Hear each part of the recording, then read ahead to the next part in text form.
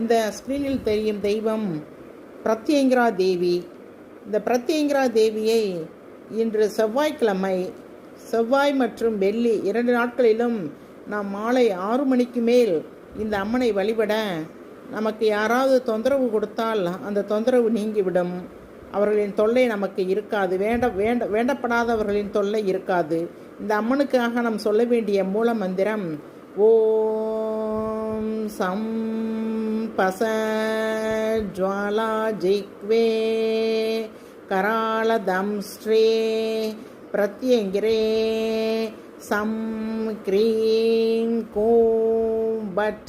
இந்த மூல மந்திரத்தை 9 முறை சொல்லி இந்த அம்மனை வழிபட்டால் நம்முடைய பிரச்சனைகள், நம்முடைய எதிரிகள் தேவைப்படாமல் நமக்கு ஏதாவது தொல்லைகள் கொடுத்தால் அது நீங்கிவிடும்.